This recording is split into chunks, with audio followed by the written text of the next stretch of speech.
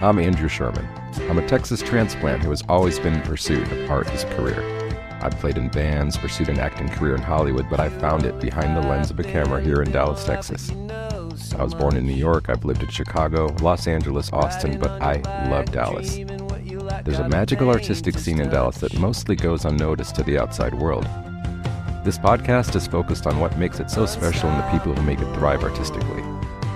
If you don't live here, and even if you do, you might not have heard of them. This is the Dallas Famous Podcast. So who you gonna be? Who you gonna be when you're all grown up? Who you gonna be? Who you gonna be when you're over us?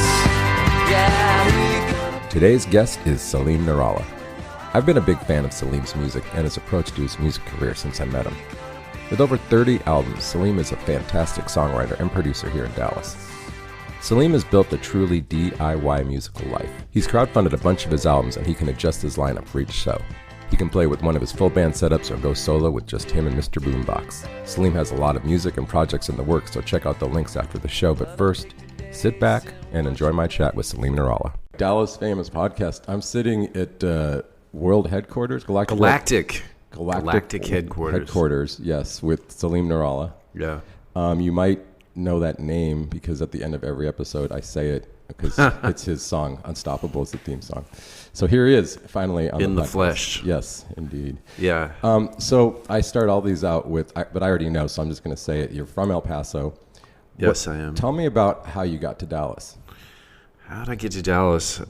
The funny thing is that at the time, my brother Ferris, who I used to play music with, and I were playing music with Bobby Schneider, who later became Bob Schneider. Okay. At the time, everybody called him Bobby. And Ferris and Bob were dating sisters, the Clapp sisters. That was their actual last name. Huh. And Ferris's girlfriend, Gretchen, knew that we were looking for band members and that her I think it was her older sister, her boyfriend was Bobby. And they kind of connected us and we started jamming, and we even had a band name. We never played any gigs, but we were the Crying Dimes, but Dimes, we replaced the I with a Y.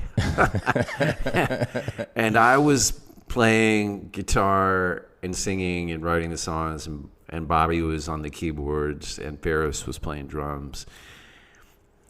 And I'll just call him Bob. It's weird calling him Bobby now, but he was hard to pin down. He drove this old yellow mail truck that was hilarious. It could only go it was an old U.S. Postal Service mail truck that he'd painted yellow, and it was always breaking down, and it would only drive 30 miles an hour. And the last time I saw the mail truck, it was abandoned there used to be a strip on Mesa Street before Shadow Mountain. It's all built up now, but when we were younger, it was pretty much desert and some apartment complexes, and Bob lived in one of these horrible apartments. And the last time I saw the mail truck, it was just off to the side of the road in the desert, sort of abandoned. But he wanted to relocate to Austin because he felt like playing music there would be better, and he was right. And he went back to Germany over the summer. I think it was the summer of 87 or 88. I think it was 80. I don't know. I don't know what year. It was 87 or 88. It was a long time ago, folks.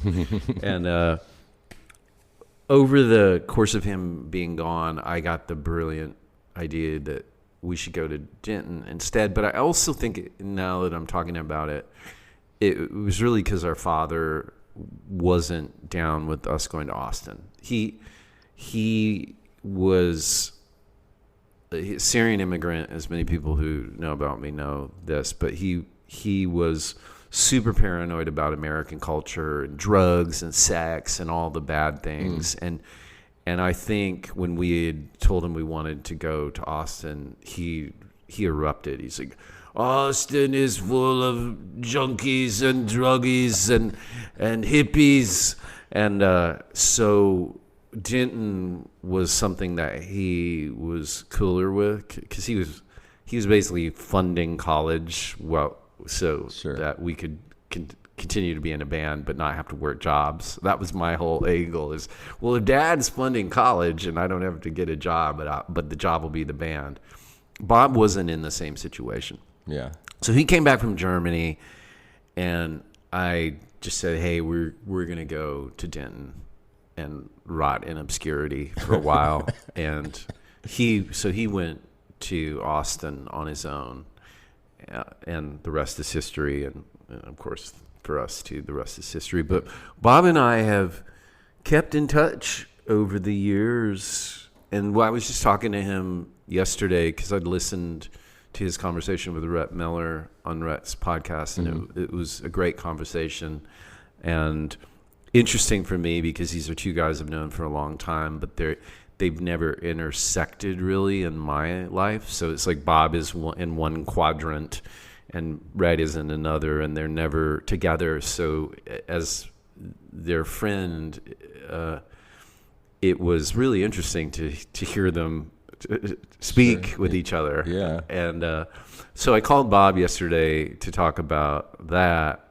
and we had a brief kind of moment, which is nice, where we were thinking, I bet the kids that we would be pretty proud of us and shocked that we're still talking to each other all these years later and we're still friends, but also that we're both still playing music, living the dream pretty much. Like neither one of us ever had to get a job for Pizza Hut or State Farm or, we're still doing it. Yeah. And so it was a nice kind of moment to acknowledge those kids and be, still at it. Absolutely. Let me ask you, when you got to Denton, what was it like at that time? Denton was pretty horrible, actually. For us, because we didn't fit in. It was very jam band centric at the time, and we were influenced by a lot of at that time very heavily influenced by a lot of UK guitar bands. Even though we loved The Church, which was an Australian guitar band, but we loved the Chameleons and the Mission UK and The Church. And even though Beatles and post-punk was in the foundation, we were still trying to find ourselves and who we were. And at that time, that phase was growing our hair out, getting our ears pierced, kind of the image. We thought we were kind of like a mashup of the Mission and the Church, but Texans interpreted it as, well, there must be like Led Zeppelin or something, but we didn't really have anything to do with Led Zeppelin. That wasn't really our trip. But so we were oddballs in Denton a bit, because it felt like every band at the time had a bongo player or a percussionist, Okay. And we were like, we had a fog machine. Our fog machine was the equivalent of the bongo player. Okay, I see. And everybody was smoking dope too, and we weren't really like, I was pretty straight edge back then. Like, I didn't drink and was really opposed to drugs. I'd had this thing like, I'm going to be an example for the kids, of like, you don't have to be like a messed up rock and roller, Sure. So I softened my stance over the years, but at the time I was like a pretty straight edge. I could character. see if everyone around you is doing that, it would make sense. You would see some kind of difference. It allowed me to go on like 20-something-year-old earnest young man rants about all the dope smoking, bongo playing jam bands. I'm going to get emails from dope smoking bongo players. I can feel it. Yeah. Actually, they can send them to the old me. Yeah. Okay. The they can past. send to 21-year-old Right. Salim Nourallah, not current. So how did you? Okay. So I'm going to go fast because your history's out there. But how did you get to Dallas from Denton? That's a long, convoluted story, but basically, I became the classic. I think there's a joke, something about the bass player living with the girlfriend. Do you know that joke? It's a very common joke. Oh, sorry, I'm blowing it. What do you call single? No, bass player that breaks up with his girlfriend, Right, homeless. Right. So that would have been me. So I met my college girlfriend and moved in with her. And once I finally I took my sweet time going through UNT because I knew the checks were going to stop from Dad once. But we had kind of gotten discovered by, I know this story is out there too, but I can tell it quickly, by Bucks Burnett. Had a record store in Denton, 14 Records, which now he has on Garland Road. And I used to go into 14 Records all the time and buy stuff. And one afternoon, he took notice of me and said, "Oh, you look like you're in a band." And I, puffed at my chest proudly. "Yeah, of course, yes, I am." He asked for our demo tape, and it ended up leading to us getting signed by an indie label called Dragon Street Records. So Dragon Street Records started Tim DeLauder's career because they signed Tripping Daisy, amongst others. Like they had a whole roster. There was another great band from Waco called The Spin that they had. John Kenny is still playing music. He's in Epic Unplugged with Philip from the old 97s. Okay. So we've been friends a long time too. But basically, once Dragon Street came in, we started getting gigs, and it was the beginning of I'm using air quotes here, professional career. We were able to, it was like a part-time job kind of. So I followed the girlfriend to Plano after college. So I was in the horrible Frankfurt Road tollway area, there. And then when we broke up, I ended up with my younger brother in Arlington, which was truly a low point of my life. I don't know how I made it out of that dark period. And then Ferris actually found this property, which the studio sits on, which is next door to where we're sitting here today in Galactic. What became Pleasantry Lane, basically, at the time, it was the late 90s, so you could buy properties super cheap. It was only $75,000, if you can believe it. Oh, man. And we had a small down payment, very small, that our dad helped us with. Thank you, Dad. And that's what ended up pulling me finally to Dallas. And that's really the beginning for me, because all of the floating around the Metroplex was a nightmare. I hated it. Didn't really make any of the lifelong friends, that the friends for life that I ended up making. There are a couple like Bucks that are still there. And sorry to anybody I'm missing here. Oh yeah. Tommy Roberts, who runs Tone Shop, who was in the Moon Festival with us. He was a Denton friend. And actually, now I'm thinking of all my Denton friends. Ricky Derrick, Ken Bethea. Yeah, anyway. Okay. Yeah, that's as quickly as I can tell that, Andrew. That's pretty good. That's pretty good. Not bad. Yeah. No, I think it was under 5 minutes. It was definitely under 5 minutes. And I mean, I just always feel the need to bring it back to Dallas. But the truth is the whole Metroplex is, is kind of Dallas if you leave the area, The Metroplex is massive and overwhelming, especially to people coming from places like El Paso. I still consider myself to be a small town person.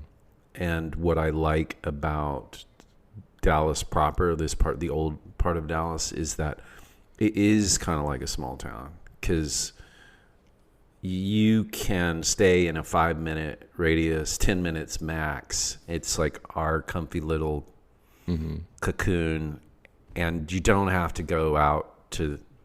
Every now and then, if you want to get wild and go to IKEA, you can, see how the other half lives, or go to Frisco or whatever. That's way too far away. But basically, I stay within this sort of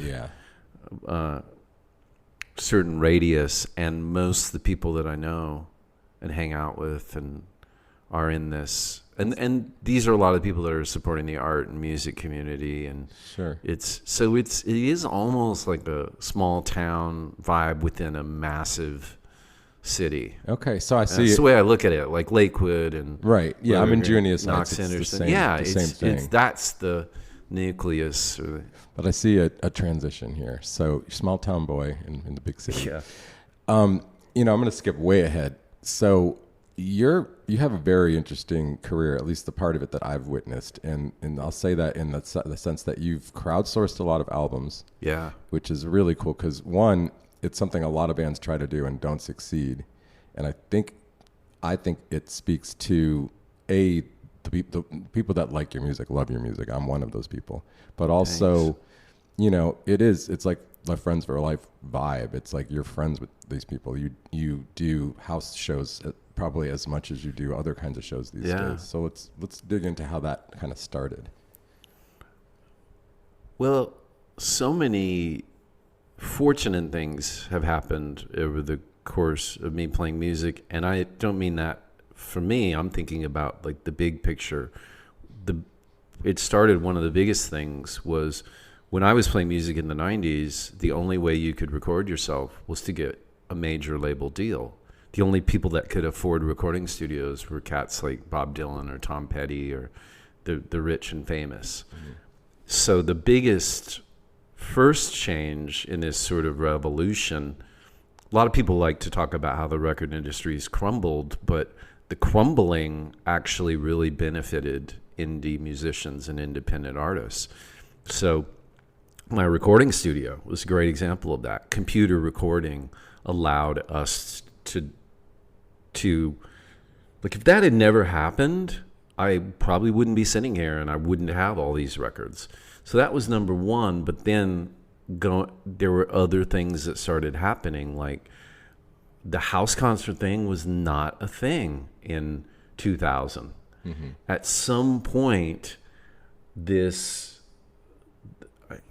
wish I could remember my first house concert. Like if I'd had more time, I could, but I'd go back. I keep track of all my gigs and Word documents over the years. Oh, cool. But I'm guessing it was sometime in around 2004 or 5.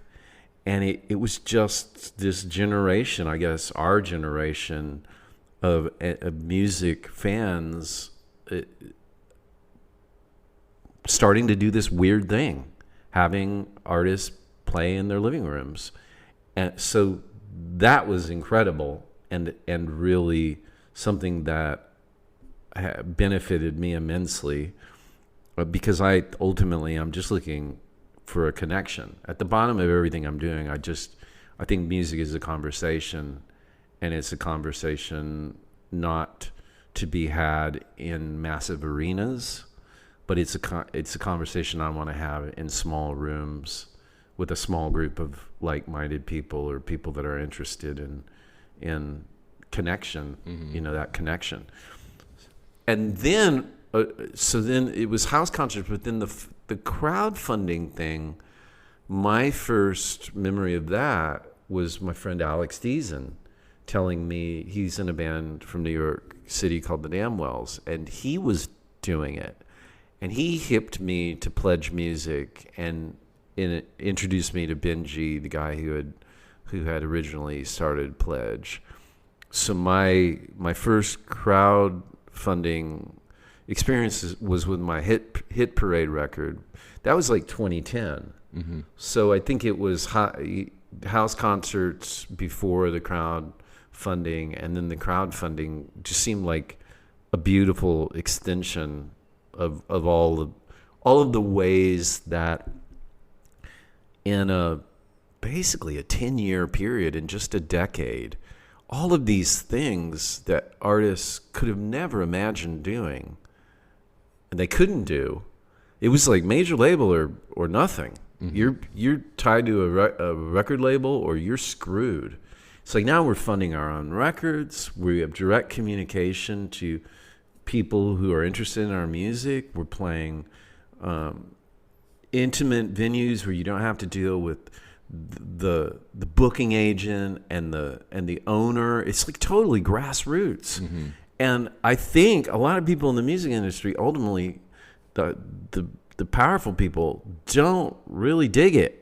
Why would they? They can't get it. Why would they? They can't get any action. Yeah. And I even saw that too. You know, there are people like club owners, some that, you know, they don't want that nonsense going on. Right. So, but I love it. I love it. It's Well, and very also- punk rock, actually. Yeah, and what's cool about your music, and I mean, I used to sing and play, and I had the experience of playing with full bands and acoustic, and it's like you just connect with people so much more on a level, and you know, I guess there's this part of your brain that's like, I want 1 million people to be listening to it, but you can't connect with 1 million people at once at all. Can't. You know, Yeah. maybe they can pay for the record, but you don't even need that. So it's kind of cool what you've created. I mean, it's pretty unique. I don't know that a lot of people could recreate it in any way, but It was just the perfect circumstances. Like the world changed in these ways, and they happened to benefit me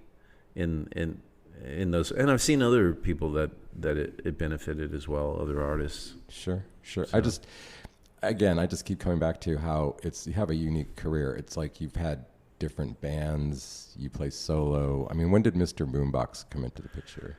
Well, the Boombox very specifically came out of a trip to New York City that I took to play with Rhett Miller. I opened for Rhett Miller at City Winery, and it was me, solo acoustic.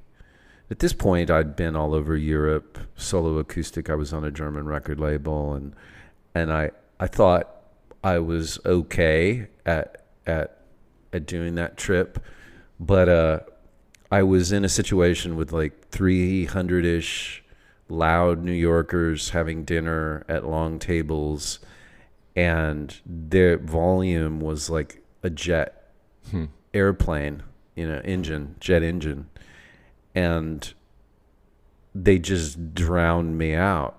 And I went back to Texas kind of like, I'm never going to let that happen again. I've got to come up with like something to where I can play these solo shows as an opening act. And because my ultimate goal isn't to like win the audience over. It's like, I just want to have fun and enjoy and be in the moment and be present and enjoy the music. And I can't do that if I can't even hear over, like there's just all this chatter and all that. So eventually I knew I didn't want to do a looping thing. There were lots of people I'd seen that were doing looping stuff, like Joseph Arthur at the time and Liam Finn. And I landed on this boombox idea because it was dangerous. It was weird. Couldn't really think of anybody who'd actually done it. You know, people mentioned David Byrne and Stop Making Sense, but it was just a visual prop. He wasn't actually performing with a boombox or doing it. It was just in the movie. I can think of one, Timbuk3. Yeah, they actually did. Yeah. Then you're correct. But they're pleasantly Texas and obscure. So the timing was perfect too, because I'd made a record called Skeleton Closet. And I did a couple shows with my band, and it just didn't feel right. The record was jagged and weird, and it didn't translate with the band, but it really translated with the boombox. And because then I got all the weird textures and drum. I used a lot of octagon drum loops and things, and there's something about canned beats that really works with the boombox. So the next time I went out with Rhett and had a city winery situation, I had this new boombox shtick, and it was pretty incredible because it stopped a lot of people sort of dead in their tracks. But it also allowed me to have fun and not sweat anybody who was talking, because I think it's important too. We're ultimately in the job of entertainment, even if we are songwriters or think we're whatever. It's like when you put yourself on a stage, you're there to entertain somehow. And I think the boombox ended up accidentally becoming a way for me to have fun and be not only entertain myself, but entertain other people. Well, and it kind of fits the retro feel of your music anyway. Yeah, and it's perfect. It's fun. You're also in kind of your own, I wouldn't call it a bubble, but you're in your own like corner of the Dallas music scene. But can you give me your impression of that? Because this is sort of one of the journeys I'm on with this podcast is kind of putting pieces together of that. Yeah. Well, one thing I really like about Dallas is, and I've always liked it, I've always been proud of our music scene, is that it's eclectic.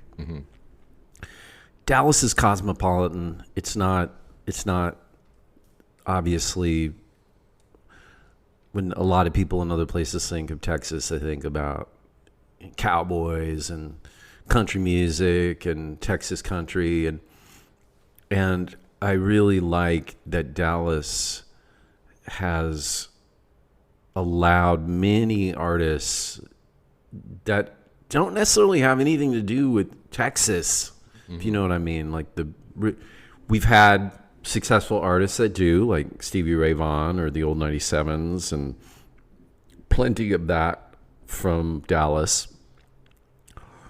But for me, I was a kid that loved the Beatles and then the Replacements and bands like The Church, and I wasn't coming from any sort of background that really tied into being a Texan. So it's I think that's why I've been in my own little bubble. Does that make sense? Sure. Because people have found me as a producer either through my work with the old 97s, which definitely allowed me to reach more people.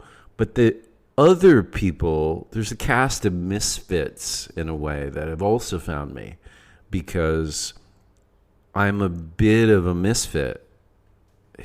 Like ultimately, like I don't think the things I'm into were necessarily the things that you would say the masses were into, or when I was younger. Yeah, here. Yeah, so definitely. Yeah, it's cool too. I mean, from that I brought a lot of different types of artists here. I've seen a couple of cool shows here in this room. Marty Piper on New Year's was a cool one. I mean, what's that like, working with one of the people that you were really into for a while? It's been a trip. It's been great, but it's just like everything. I think their friendships develop, and then if you're really enjoying being around someone and a friendship is sort of starting out, then music is a great way to be, well, let's play a gig together, let's write a song together, let's make a record together, all the things. It's so much fun. And I think that's the thing, not to go dark with this, but that really hit me in 2020 when the COVID thing happened and the pandemic, was how much of my life actually revolves around all of these wonderful friends that I'm used to seeing, making music with and having fun. And all of that was just erased. So I'm kind of in a phase right now where I want to see all my friends. I want to do all of the things. I was kind of out for over 2 years, probably 2.5 years. That whole pandemic took me out, and so now I feel like Godzilla monster robot Jesus. Like I just want to I want to, I'm descending on Tokyo and I'm going to, this might be a bad analogy, but yeah, give me every gig. I want to see every friend. I want to go anywhere. I've seen your name pop up on a bunch of shows. I was like, okay, cool. You're getting out there. It's great. I'm going to try to make some of those. Yeah. Let's just maybe we're going there's nothing linear about this interview, which is fine. But let's talk a little bit how you got into producing, in the first place.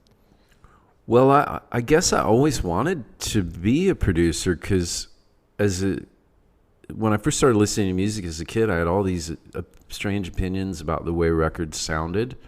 And I actually loved the Beatles' White Album because of the production, not just the songs, but I loved and still love the way it was recorded. Mm-hmm. And I started resequencing certain records. I'd be frustrated, like, who sequenced this record? I would make my own cassette tapes with it. Okay, I fixed it now, and I remember like an Elvis Costello record, I didn't like the mix, and I thought I would run it through this little analog delay pedal I had, and I was going to make it better. So my mom, before she passed away in 2019, she found this manifesto that I'd made, and number one was to be a musician, but also a producer to help other people with their music. Huh. And then number two was like to not be famous, in all caps. Huh. Which is funny to me because with my name, that was never going to happen. So that kid was seriously misguided. Nobody with this name was ever going to be famous. Maybe not in America. In America, especially. Yeah. Wrong time, wrong place. Yeah. In general. Wrong name. I mean, I feel like you have, overcome a lot of. I mean, it's almost like you're successful in spite of that. I mean, like I get it. I get that you are not someone who is doing this for fame, for pats on the back. You just really love doing it. I love production. I love helping other people with their music, and I love all the friends that have come into my life through production. Like every time someone walks through the door of Pleasantry Lane, I think, well, this might be my next good friend. Mm-hmm. And just even recently, I've made some new good friends. So it's an incredible job in that respect. Like, who gets to do that? Well, you are kind of making people's dreams come true in some sort of way every time you put a song down with someone in a way. Thanks. Yeah, I mean, it's true. I mean, it's like there's people that have had this thing rattle around their head, and as a producer, you're giving it that extra spice that makes it come alive, and that's invaluable. But it takes their trust. The trust that they give you is incredible. It's almost like what I don't know what it feels like to be a therapist, but I feel like people come in and they've already decided to trust me with this thing that's very precious to them. And I think it's great because it's better than being a therapist, because therapists can't be friends with the people that come in. They've got to keep it all business. I can be their friend, and usually we end up being friends. So, are you still taking like new clients, or is it mostly referral? Yeah, I do, but I don't. It's the same as it's always been. I don't advertise. You can't find my recording studio in the I have to yellow ask you pages. the address every time I come here. Yeah, I gotta save it. It's all word of mouth, because I have this really hippy dippy kind of belief that the right people will find me. If it's through a friend or someone who, and it's worked all these years. Mm-hmm. Usually when someone rings me up or email, now it's email or text or whatever, and they end up coming in and doing something, it all makes sense. It's like, we were supposed to. You're not going to take everybody that calls you, obviously. No, I usually do. They don't always. It's not always like a friends for life situation, but Sure. It's just like life. You connect more with certain people than others, but Right. usually, I believe they've found me for a reason. They found out. Now it's in us because it's also John Dufalo, Kevin Brown. We have a team at the studio. Oh, I didn't realize. That's awesome. Yeah, so I'm mainly producing. Like Dufalo is doing a lot of the engineering daily. Like he's next door engineering right now and producing. So that's been another incredible thing is to have a team at the studio, a really good team. Let me ask you something like kind of technical. So like you were setting up amps and mics for years, and now you got somebody else in there. Maybe he's engineering your session. Are you having him to see? You trust him to do that? Is that something you still do yourself? Absolutely. Okay. Yeah. I don't mean him specifically. I mean like as just a general question. Like these things. Like you have a certain way. You have a drum mic. I mean, We have the drums mic'd up all the time, which saves time and money for a lot of people. But yeah, I think we all have a similar aesthetic that we're going for because we're friends, and John's one of my best friends, and yeah, it's great because also engineer brain is different than producer brain. It was really hard all the years I was engineering and also producing because sometimes I was playing too. I'd be sitting in the chair with a bass or a guitar and playing stuff. So I'm engineering, I'm performing. It was a bit like the hours that I was putting in. It was a lot. So I'm really enjoying the later period now of my life where I can sit on the couch and engineer vocal sessions every now and then or lightly, but basically be in and out whenever I want and concentrate on other things, not always be in the chair, Right. the engineering chair. That's what I'm looking for. Anyone wants to engineer a podcast, hit me up. So are you putting together any bands? Are you just doing solo stuff? Well, Paul Slavens and I have been doing this Travolta's duo thing, and we have a show July 15th at the Bathhouse over near White Rock. At the Bathhouse? Yeah, there's a No, black box theater in the there's Bathhouse. There's a theater in there. Yeah, it's great theater. And so we're doing that, and we've also recorded, they're like vocal and piano versions of a lot of the Travolta songs, some really fun, different arrangements. And if the right gig comes along, if anyone listening out there has a bunch of money you want to give the Travoltas to reunite, I would love to reunite the Travoltas, but it really does have to be the right situation. Sure. And then there are going to be, my solo band has been called the Treefort Five. Now Marty Wilson Piper has kind of augmented the band. I feel like we need a new band name. Mm-hmm. Feel free to send me emails or text messages with new band names. Because Marty being in the band now is a different thing. But Marty is going to join us for the Nuclear Winter album release show at Sons of Herman on June 24th. And then we're playing Austin and San Antonio. And so that'll be the first band shows. And I'd love to do more. I'd love to play band shows with the old 97s. We were part of the 30th year anniversary show in Dallas.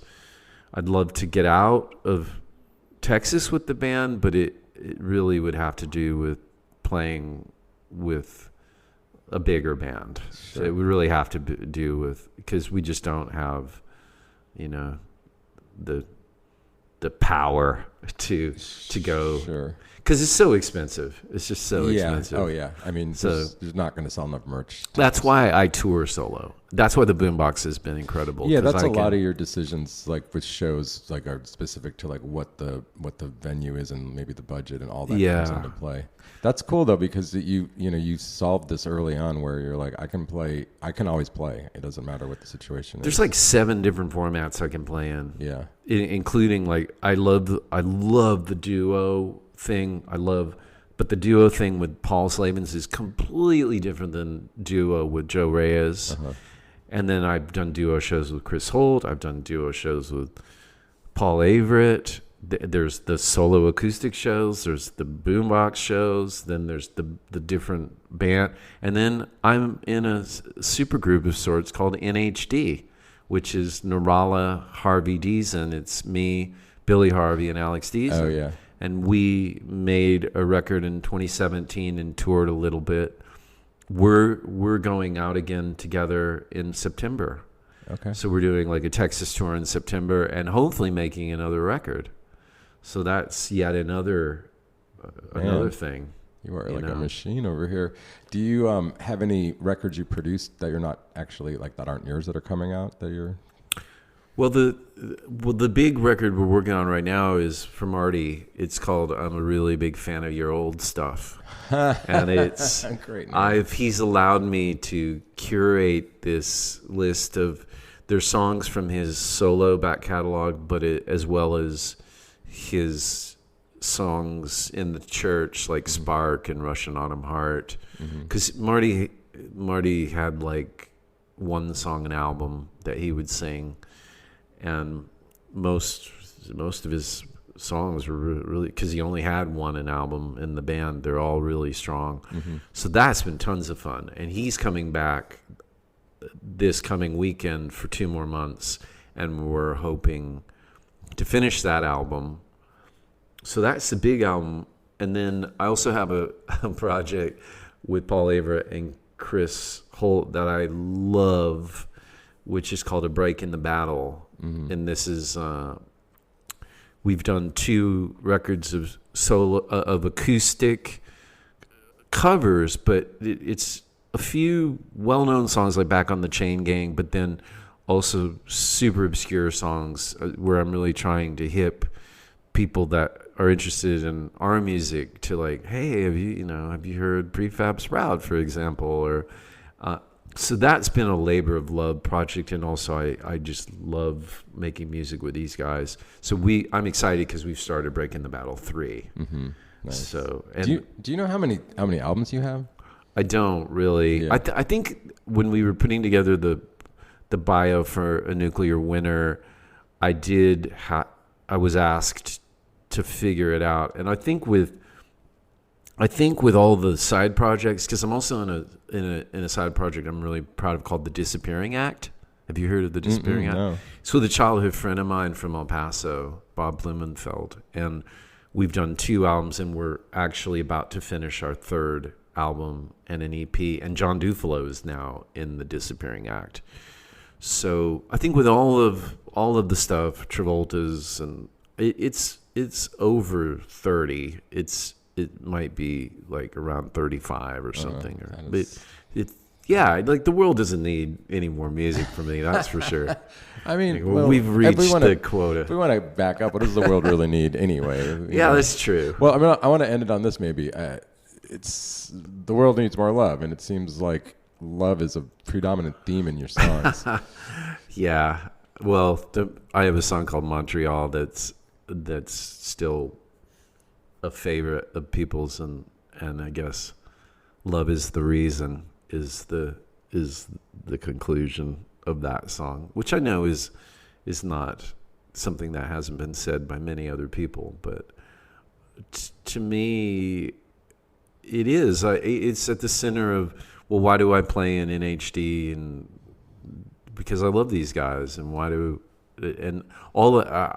it's just been an incredible life, really, full of lots of friends and lots of love, and the people that have come out and come to shows, and send me beautiful birthday messages like yesterday. I was just overwhelmed by all of Oh, right. the Happy love. birthday, It was yeah. just, well, thank you. But just, well, you were one of them. I think you were. Yeah. So it, yeah, I just incredibly fortunate.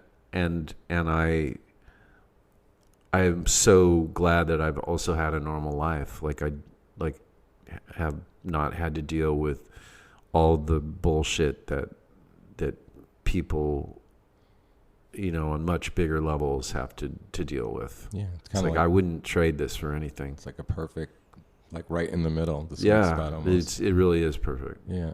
Well, man, it's been great listening to stories and getting to know you better. Thanks for having me over. Thank you, Andrew. I appreciate your friendship over the years and Yeah. coming out of that 1978 Chevy video. Yeah, music. Yeah, Chevy it's music just been showcase. awesome. We've been friends since I don't even know how many years ago that was. I mean, Over 10. What's funny is me and my then wife were gonna fly up and see a show with you and Rhett in wine country, and we had like a bed bug infestation, and we had to like deal with it. And I remember thinking, man, and you're like, there'll be other shows, and I just finally got to shoot you and Rhett like recently, so it's cool that we've stayed friends and that you're still doing this and I'm doing this, so it's cool. I really appreciate it, Yeah. Andrew. Right on. It's great seeing you. I'd like to thank Salim Nourallah for being my guest and letting us use Unstoppable as our theme song. You can hear the Dallas Famous podcast every week, Sunday 1 p.m. on Deep Ellum Radio, then again on Tuesday at 1 p.m. And then a couple weeks later, we put them on all the podcast platforms. So check it out. Glad you're here. We'll see you next time.